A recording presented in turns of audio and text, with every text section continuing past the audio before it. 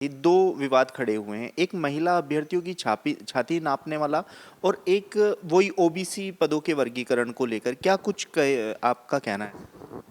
वनपाल भर्ती के अंदर जैसे सबसे पहले ओबीसी की कैटेगराइजेशन के बारे में, तो उसके बारे में ये कहना चाहूँगा कि आमतौर पर जब भी एक एज ए लेमैन या आम जनता या हम लोग सभी लोग उसको एक बेसिक कैलकुलेशन करते हैं कि टोटल 2259 259 पद हैं, इतने इतने परसेंट उसमें ओबीसी के, इतने परसेंट एससी के, इतने परसेंट एसटी के, इतने परसेंट ईडब्ल्यूएस के। मगर जब विभाग अपनी वर्गीकरण करता है पोस्टों का, वो हिसाब से नहीं करते। वो जिले के अनुसार, उनके रोस्टर के अनुसार, उनके रोस्टर में कितने पद अवेलेबल हैं ओबीसी कैटेगरी में उस पोस्ट के लिए, एससी कैटेगरी के, एसटी कैटेगरी के, उस हिसाब से उनको ध्यान रखना पड़ता है कि ओवरऑल उनका जो एक संतुलन है पोस्टों के अंदर अलग अलग कैटेगरीज का, वो बना रहे। तो मुझे लगता है कि विभाग जब भी वर्गीकरण करते हैं इस बात का ध्यान रखते हैं, और इसी प्रकार से उन्होंने इस वनपाल भर्ती में भी किया होगा। जो वर्गीकरण होता है, पोस्टों का लोकेशन होता है, जिलों का लोकेशन होता है, वो सब विभाग करते हैं, उसमें हमारा कोई भी रोल नहीं होता है। मगर उसके बावजूद में हमेशा हम प्रयास करते हैं कि हम उसको चेक करते रहें।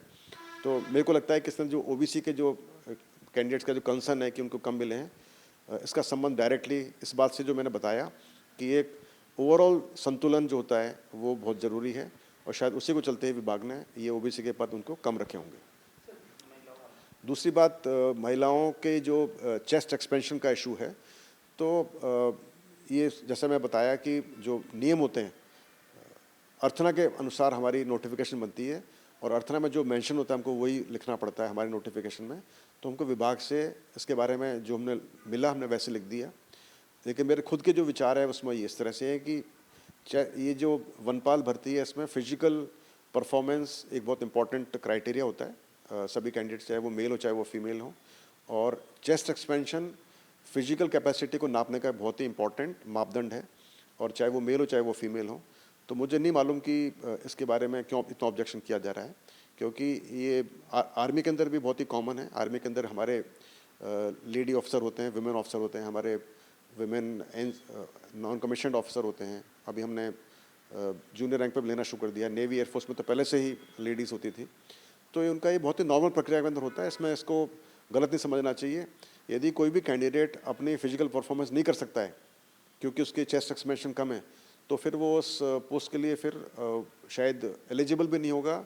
उसके लिए कैंडिडेट उचित नहीं होगा कि वो काम को करे, क्योंकि फिर उसकी जान जा सकती है। आपको यदि एज ए वन रक्षक या वनपाल, एज ए आपको सोल्जर या एज ए कांस्टेबल आपको भागना पड़े किसी मुजरिम को पकड़ने के लिए, पोचर को पकड़ने के लिए, तो आपके पास ताकत होनी चाहिए। वो तभी ना पाओगे जब आपके चेस्ट एक्सपेंशन का आपको पता हो कितना आपका होता है। यदि किसी का नहीं होता है तो वो उस आदमी के लिए भी जोखिम है और सरकार के लिए भी जोखिम है। पर इसके बारे में थोड़ा मैं अनभिज्ञ हूँ इस बात से कि इसके कोई कोर्ट ऑर्डर हैं, कोई इसके न्याय, इसके ऊपर संबंध में कोई न्याय दिया हुआ है, कोई रूलिंग है, उससे मुझे इतना वाकिफ़ नहीं हूँ। लेकिन logically nothing is wrong in this, और इसमें कोई आपत्तिजनक अपमानजनक वाली बात नहीं है, क्योंकि हर एक आदमी को, जो चाहे वो मेल हो चाहे फीमेल हो, हम लोग बहुत आगे बढ़ चुके हैं, और अपने को उस सोच में नहीं रहना चाहिए कि ये गलत चीज़ है, ऐसा नहीं होना चाहिए।